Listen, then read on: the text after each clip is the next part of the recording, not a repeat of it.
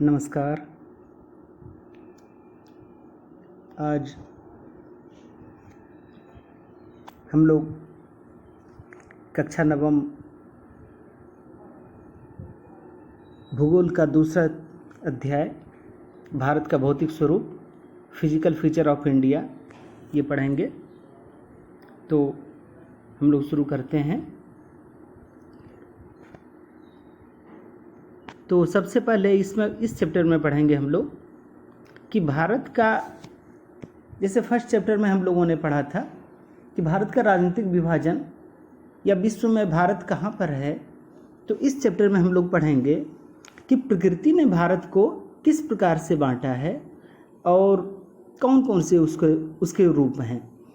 तो इसमें हम लोग इसी चीज़ को समझने की कोशिश करेंगे। सबसे पहले इसमें देखते हैं कि भारत का ये जो स्वरूप है, इसको ये किस वजह से हुआ है। कहीं पर ऊंचे ऊंचे पहाड़ हैं, कहीं पर मैदानी हिस्सा है और कहीं पर ये पठारी हिस्सा है। ऐसा किस वजह से हुआ है। तो इस संबंध में विद्वानों के अलग अलग थ्योरी हैं।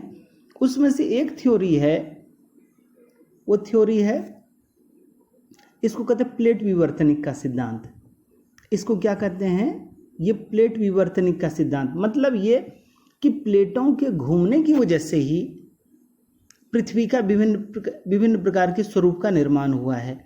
तो अब ये हम लोग क्लास 7 में भी हम लोगों ने पढ़ा है कि इस पृथ्वी पर, हमारी इस पृथ्वी पर कितनी बड़ी बड़ी प्लेटें हैं, 7 बड़ी प्लेटें और अनेक छोटी प्लेटों से मिलकर के ये बना है। तो ये देखिए कौन कौन सी प्लेटें हैं, देखिए यहाँ पर दिखाया गया है। तो 7 बड़ी प्लेटें, यूरेशियाई प्लेट, उत्तर अमेरिकी प्लेट, दक्षिण अमेरिकी, मतलब जितने महाद्वीप हैं उतने प्लेटों को हम लोग कहा गया। 7 बड़ी प्लेटें और अनेक छोटी प्लेटों से ये हमारा ये बना है। ऊपरी, जिसको स्थल मंडल कहते हैं, ये बना हुआ है। तो इन प्लेटों में लगातार गति होती रहती है। प्लेटों में क्या होती है, ये गति होती रहती है। तो ये कौन कौन सी गति होती है भाई, 3 प्रकार की गति होती है। एक तो अभिसारी गति कहलाता है, जब 2 प्लेटें क्या होती है, पास आती है, तो उसकी वजह से क्या होता है, टक्कर हो सकता है और एक प्लेट नीचे धंस सकती है, दूसरी प्लेट उसके ऊपर में आ सकती है। दूसरा है अपसारी गति। इसमें क्या होता है, इसमें होता है कि 2 प्लेटें एक दूसरे से क्या होती है, दूर भागती है। और तीसरी एक और प्रकार की गति होती है जिसको हम लोग रूपांतरित गति कहते हैं, जिसमें एक प्लेटें दूसरे प्लेटों के पैरेलल में या विपरीत दिशा में क्या होती है, जाती है। तो ये प्लेटों में 3 प्रकार की गतियां होती है। तो इसमें और फिर कहा गया है कि जब प्लेटें पास आती है तो क्या होता है, जब 2 प्लेटें करीब आती है तो एक दूसरे टकरा सकती है और उससे फिसल करके एक प्लेट के नीचे में दूसरी प्लेट गिर सकती है।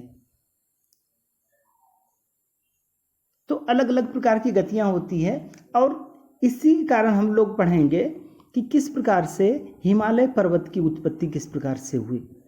तो हिमालय पर्वत किस प्रकार से ये हुआ, ये जो भारत की प्लेट है, देखिए आपको भारत की प्लेट दिखाई पड़ रही होगी, ये भारत की प्लेट देखिए। इस भारतीय प्लेट में बहुत सारे हिस्से शामिल थे। कौन कौन से हिस्से शामिल थे, इसमें शामिल था ये भारतीय प्लेट में शामिल कौन कौन से हिस्से थे, तो ये हम आपको दिखाने की कोशिश कर रहे हैं। तो इसमें है, इसमें ये जो भारत की प्लेट थी उस समय उसको गोंडवाना भूमि के नाम से जाना जाता था, है ना। तो इसमें कौन कौन सी प्लेटें शामिल थी, इसमें थी भारत, ऑस्ट्रेलिया, दक्षिण अफ्रीका, दक्षिण अमेरिका, अंटार्कटिका। ये सारे के सारे भारतीय प्लेटों से क्या हुए थे, जुड़े हुए थे। तो ये कौन सी, ये देखिए यहाँ पर भारतीय प्लेट दिखाई पड़ रही है, ये भारतीय प्लेट है। और इसमें ये जो है, ये अफ्रीकी, ये ऑस्ट्रेलियाई, ये दक्षिण अमेरिकी, ये सभी प्लेटें, और नीचे में जो अंटार्कटिका थी, ये सारी की सारी भारतीय प्लेटों से जुड़ी हुई थी और इसको उस समय गोंडवाना भूमि के नाम से जाना जाता था। और फिर क्या हो गया कि फिर धीरे धीरे इसने जो है उत्तर दिशा की ओर बढ़ना शुरू किया। भारतीय प्लेट किधर की ओर जाने लगी, ये नॉर्थ इधर की ओर डायरेक्शन में जाने लगी, और अपने से भी विशालकाय प्लेट ये यूरेशिया की प्लेट से ये टकराई, है ना। यूरेशिया की प्लेट से टकराने के बाद ये टक्कर उस प्रकार का नहीं समझिए जैसे कि गाड़ी की टक्कर होती है, ये बहुत धीमे धीमे जो है ये प्लेटें जा रही है। ऐसा नहीं कि दो गाड़ियां आकर के सीधे तौर पर टकरा गई और दोनों का नुकसान हो गया, नहीं। तो ये क्या हुआ, धीरे धीरे आकर के उसमें ये क्या कहते हैं टक्कर हुआ, और जिस जिस एरिया में टक्कर हुआ वो एरिया एक हिस्सा वो क्या हुआ, वो हिस्सा ऊपर की ओर उभर गया, है ना। तो ये जो है ऊपर की ओर उभरने से ही क्या हुआ, हिमालय, अच्छा यहाँ पर जो था वहाँ पर एक कहते टेथिस सागर था, जहाँ आज हिमालय है वहाँ पर टेथिस सागर था। तो टेथिस सागर वो समाप्त हो गया, और वो जो है वहाँ पर ये क्या हुआ, हिमालय पर्वत का क्या होता है निर्माण होता है। और कहते हैं हिमालय पर्वत एक नई प्रकार की ये फोल्डेड माउंटेन है, मोड़दार पर्वत, या जिसको वलित पर्वत कहते हैं। तो ये है, तो इस प्रकार जो है हिमालय पर्वत का निर्माण होता है। अच्छा, यहाँ पर एक और देखने वाली बात ये है कि ये जो प्लेटें हैं, ये प्लेटें देखिए, आप इसको फिट करने की कोशिश करेंगे तो ये देखिए एकदम पूरा का पूरा मिल जाएगा। फिर ये देखिए, ये फिर इधर ये शामिल हो सकता है, ये यहाँ पर देखिए ये से फिट हो सकते हैं। तो इस प्रकार ये सिद्धांत जो है प्लेट विवर्तनिक थ्योरी कहलाती है, प्लेट विवर्तनिक सिद्धांत कहलाता है। तो फिर इसके बाद है कि भारत को प्रकृति ने अलग अलग हिस्सों में बांटा है। कौन कौन से हिस्से हैं, हिमालय पर्वत, उत्तरी मैदान, प्रायद्वीपीय पठार, भारतीय मरुस्थल, समुद्र तटीय मैदान, द्वीप समूह, अलग अलग हिस्सों में बांटा है। तो अब हम लोग पढ़ते हैं कि देखिए कौन कौन सा विभाजन किया गया है। ये ठीक ठीक विभाजन को इसमें समझिए। ये है, ये देख रहे हैं हम लोग, इसको देखने की कोशिश करेंगे।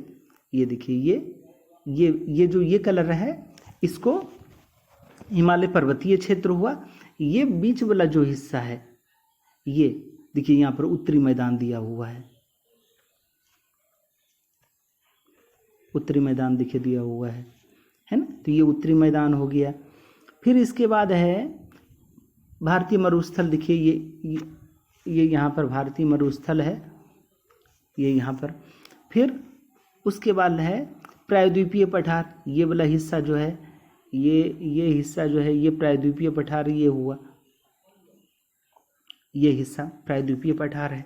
फिर उसके बाद है समुद्र तटीय मैदान। समुद्र तटीय मैदान क्या हुआ, समुद्र तटीय मैदान ये वाला हिस्सा जो है, ये हिस्सा समुद्र तटीय मैदान इधर भी है और इधर भी एक पतला सा जो रास्ता है, ये समुद्र तटीय मैदान। और उसके बाद है द्वीप समूह, है ना। तो द्वीप समूह कहाँ पर है, ये भारत में दो द्वीप समूह है, लक्षद्वीप समूह और ये है अंडमान लक्षद्वीप समूह, और यहाँ पर है अंडमान निकोबार द्वीप समूह। तो इस प्रकार प्रकृति ने भारत को कुल 6 भागों में बांटा है। हम लोग इसको विस्तार से पढ़ने की कोशिश करते हैं। तो हिमालय पर्वत, द हिमालयन माउंटेन, तो यहाँ पर देखेंगे कि इसको जो है अलग अलग हिस्सों में देखिए बांटा गया है। कई सारी श्रेणियाँ हैं, एक वो काराकोरम श्रेणी है, लद्दाख श्रेणी, जास्कर श्रेणी, फिर उसके बाद है ये 3 श्रेणियाँ। तो इसमें हम लोग जो है सबसे 3 हिमालय की 3 सबसे महत्वपूर्ण श्रेणियाँ हैं। तो कौन कौन सी श्रेणियाँ हैं, तो देखिए ये वाले ही, इसको जो है इसको ये वाला जो हिस्सा चला गया है, ये हिस्सा जो चला गया सबसे नॉर्थ में जो है, तो इस हिस्सा को इसको महान हिमालय कहते हैं। क्या कहा जाता है इसको, महान हिमालय कहते हैं। तो ये महान हिमालय में क्या कुछ है, तो आइए इसको देखते हैं। हाँ, सबसे उत्तर में जो स्थित हिमालय है इसको कहते हैं महान हिमालय। महान हिमालय इसलिए भी कहते हैं क्योंकि ऊंची ऊंची जो पर्वत शिखर हैं वो सारे के सारे इसी हिस्से में हैं, इसलिए इसको महान हिमालय या फिर हिमाद्री के भी नाम से जाना जाता है ना।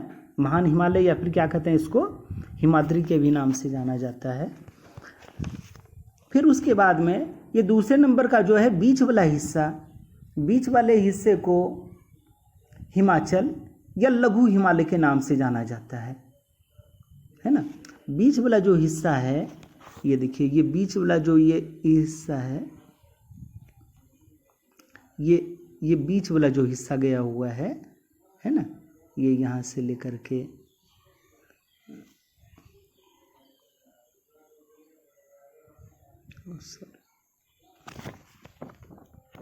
तो ये बीच वाला जो लाइन देख रहे हैं ना, तो ये जो है इसको लघु हिमालय के नाम से जाना जाता है। इसमें क्या है, इसमें अनेक क्या है, इसमें अनेक घाटियाँ हैं और हिल स्टेशन इसमें इस क्षेत्र में आते हैं। तो ये दूसरा हिस्सा है। और सबसे दक्षिण में जो है हिमालय का सबसे जो दक्षिणी हिस्सा है उसको शिवालिक श्रेणी के नाम से जाना जाता है। ये सबसे ज़्यादा कंटिन्यूअस रूप में यहाँ से इधर से एक हिस्से से इधर पश्चिमी से पूर्वी हिस्से की ओर चला गया है। तो ये जो है ये हिमालय को मुख्य रूप से 3 इसमें बांटा गया है। हालांकि 4-5 ज़्यादा ही श्रेणियां हैं, लेकिन ये जो है 3 मुख्य रूप से सबसे महत्वपूर्ण ये 3 श्रेणियां हैं। फिर आते हैं इसके बाद कि शिवालिक श्रेणी हो गया। फिर उसके बाद आता है कि उत्तरी मैदान। ये उत्तरी मैदान, ये जो मैदानी इलाका है, मैदानी इलाका मुख्य रूप से 3 नदियों के द्वारा लाई गई मिट्टी से बना है। सिंधु, गंगा, ब्रह्मपुत्र, इन सभी नदियों के द्वारा लाई गई मिट्टी से बना है। ये काफ़ी एक अच्छे लंबे चौड़े क्षेत्र तक, लगभग 2400 किलोमीटर लंबा और 240 किलोमीटर, कहीं 320 किलोमीटर भी चौड़ा है।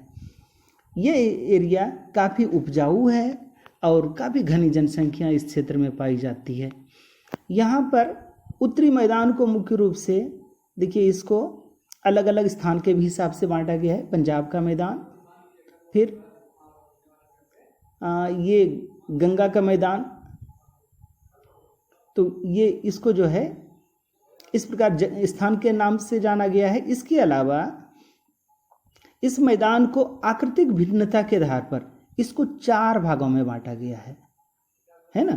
तो कौन कौन से 4 हिस्से हैं? ये 4 हिस्से कहलाते हैं, ये 4 हिस्सा, एक नंबर है ये कहलाता है भांवर। ये 4 हिस्सा क्या कहलाता है? एक कहलाता है भांवर। भांवर, भांवर दूसरे को कहते हैं तराई, तीसरा भांगर और चौथा नंबर है खादर। तो ये भांवर क्या होता है? तो यहाँ पर कहते हैं कि नदियाँ जब क्या होती है, जब नदियाँ पर्वतों से नीचे उतरती है तो शिवालिक के ढाल के पास, शिवालिक हम लोगों ने देखा, उसके ढाल के पास में एक मतलब एक चौड़ी पट्टी का निर्माण करती है जिसको गुटका का निक्षेप करती है, और इसी में सारी की सारी जो छोटी नदियां हैं वो सारी की सारी लुप्त हो जाती है और दूसरे हिस्से से प्रकट हो जाती है। तो ये हिस्सा जो है भांवर के नाम से जाना जाता है। फिर उसके बाद में जिस एरिया से नदियां वापस निकलती है तो यहाँ पर दलदली क्षेत्र का निर्माण होता है जिसको तराई कहा गया है। और फिर एक बच गए 2 हिस्से, भांगर और दूसरा हिस्सा खादर कहलाते हैं। भांगर क्या हुआ कि नदियों के दूरवर्ती हिस्से, नदियों का दूरवर्ती हिस्सा जो उपजाऊ नहीं है, यहाँ पर एक बार मैदानी क्षेत्र के निर्माण हो जाने की वजह से यहाँ पर प्रतिवर्ष बाढ़ नहीं आती है, तो ये जो है ये भांगर की मिट्टी उतनी उपजाऊ नहीं है। लेकिन जो खादर है, नदियों के जस्ट सटे हुए थोड़ी सी ऊंचाई वाले क्षेत्रों में पाए जाने वाले ये जो मैदानी क्षेत्र है, ये खादर के नाम से जाना जाता है। तो भांगर और खादर में आगे फिर इम्पोर्टेंट आएगा, मतलब ये डिफरेंस करने के लिए क्या ये समय डिफरेंट है। फिर इसके बाद है प्रायद्वीपीय पठार।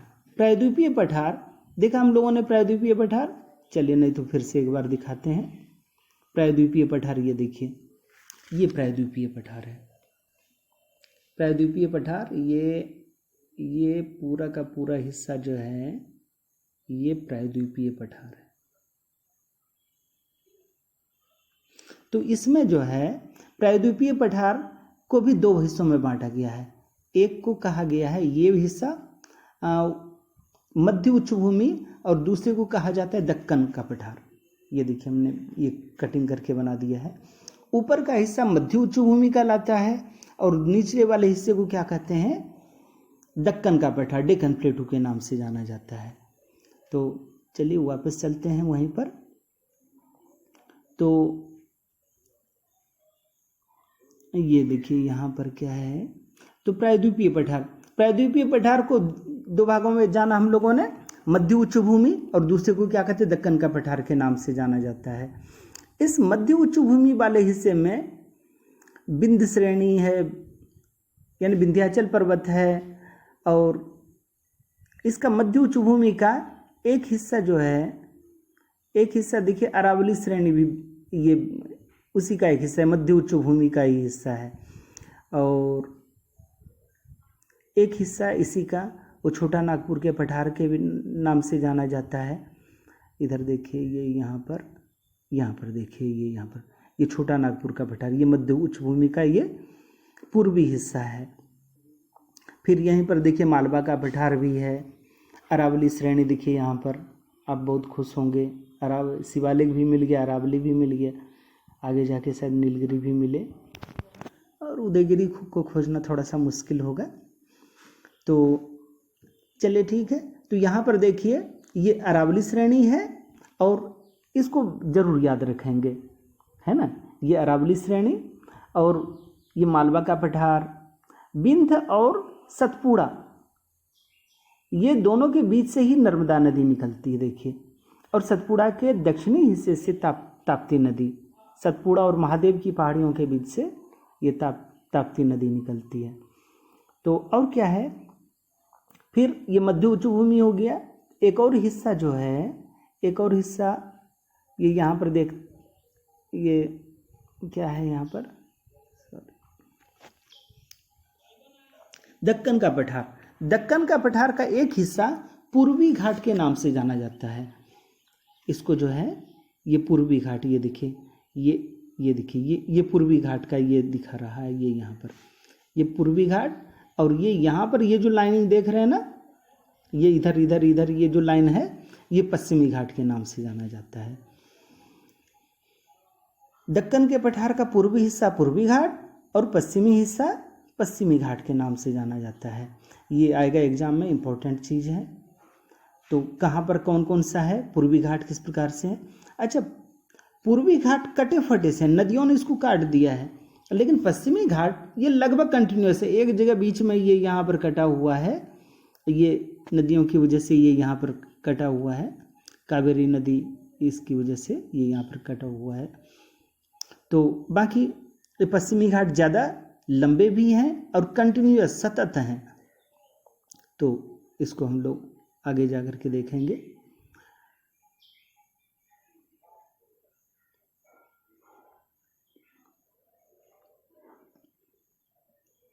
पूर्वी घाट और पश्चिमी घाट में अंतर भी आएगा ये करने को। अच्छा, ये दोनों पूर्वी घाट और पश्चिमी घाट ये नीलगिरी पर जा करके ये मिल जाते हैं। नीलगिरी, चलिए अब नीलगिरी भी सुनने को मिल गया। चलिए एक बार फिर से नीलगिरी मैं आपको दिखा दूं। तो ये नीलगिरी है, ये यहाँ पर देखिए नीलगिरी की पहाड़ी देखिए, ये यहाँ पर दिया हुआ है ना। तो ये नीलगिरी हो गया।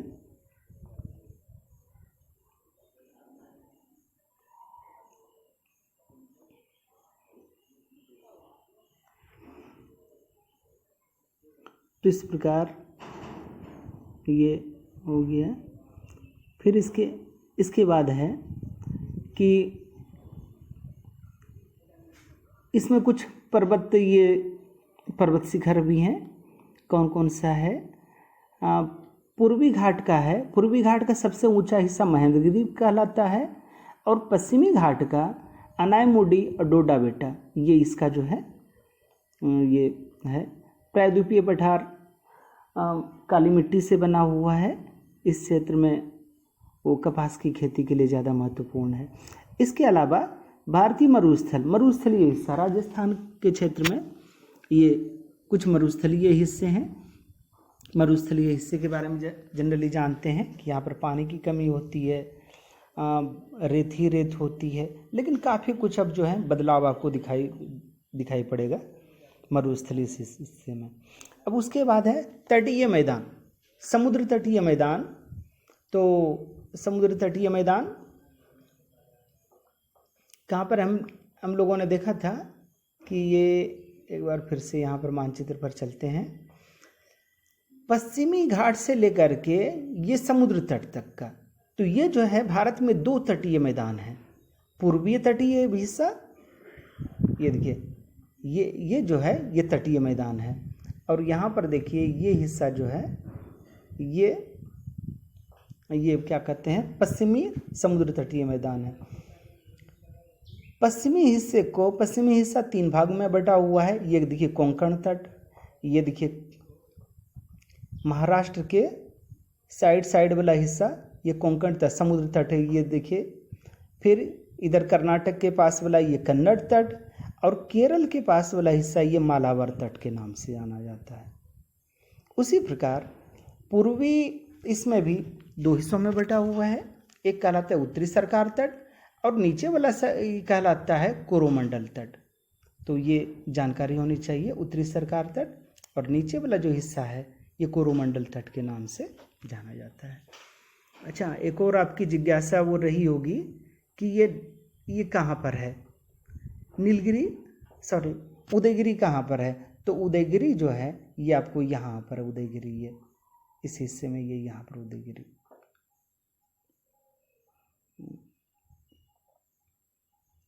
उदयगिरी की गुफा, ये यहाँ पर इस हिस्से में उदयगिरी की गुफाएं हैं ये।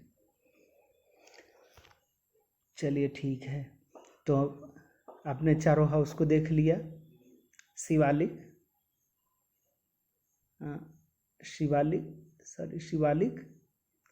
अरावली, नीलगिरी और ये यहाँ पर उदयगिरी। तो ये है। चलिए, तो समुद्र तटीय मैदान जो है ये भी काफ़ी इम्पोर्टेंट है। भारत में 2 पूर्वी तटीय मैदान और पश्चिम तटीय मैदान। फिर इसके बाद आता है द्वीप समूह। भारत में 2 द्वीप समूह हैं, एक अंडमान निकोबार द्वीप समूह और दूसरा है लक्षद्वीप समूह। तो ये द्वीपीय हिस्सा जो है, द्वीप कुछ हिस्से रहने लायक हैं, कुछ हिस्से मतलब वहाँ पर निर्जन है, वहाँ पर कोई आदमी नहीं रहता। तो कुछ हिस्सों को ये इसके रूप में पक्षियों के अभयारण्य के रूप में भी डेवलप किया गया है। और फिर इसके बाद देखिए, अच्छा लक्षद्वीप जो है, चलिए फिर से एक बार बता देते हैं। हाँ, तो ये देखिए लक्षद्वीप समूह कहाँ पर, ये लक्षद्वीप समूह हो गए, और ये है इधर, और ये हो गया आपका, ये हो गया अंडमान निकोबार द्वीप समूह। तो भारत में ये 2 द्वीप समूह हैं। ये जो लक्षद्वीप का निर्माण हुआ है, ये लक्षद्वीप का निर्माण हुआ है, इसको प्रवाल द्वीप भी कहते हैं। प्रवाल द्वीप मतलब ये हुआ कि प्रवाल द्वीप है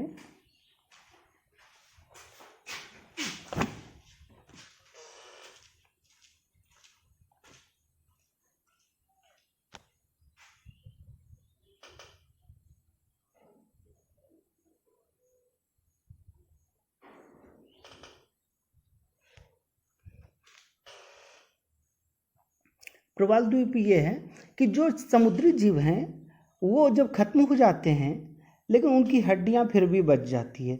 इन हड्डियों से ही, उनके कंकाल से ही इस द्वीप का निर्माण हुआ है, इसलिए इसको प्रवाल द्वीप, जिसको यहाँ पर वो क्या कहते हैं, इनके अवशेषों से ही इस द्वीप का निर्माण हुआ है, इसलिए इसको प्रवाल द्वीप कहते हैं।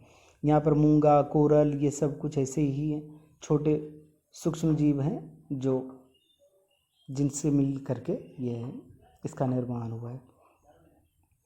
आप लोग इसका क्वेश्चन आंसर हमको लगता है अच्छे से कर पाएंगे।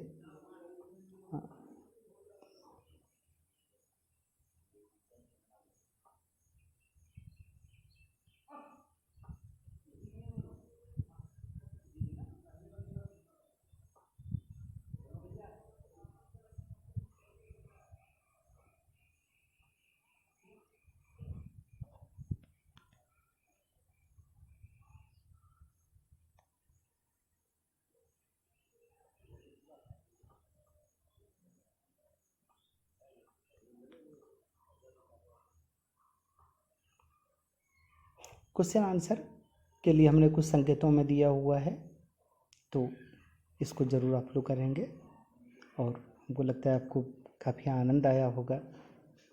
तो बहुत बहुत धन्यवाद।